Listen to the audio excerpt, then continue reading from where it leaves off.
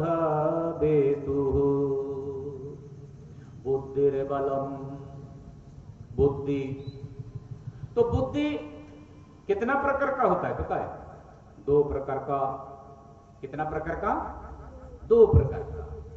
जिसकी बुद्धि अच्छा होते ना तो उसको क्या बोलते हैं हम?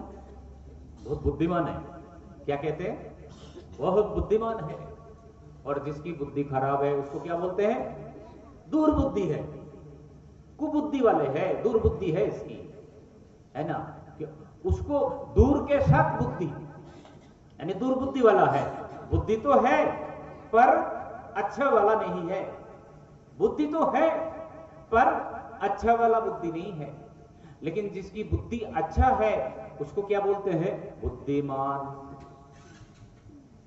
तो व्यक्ति का जो पहचान होता है वो किससे होते हैं?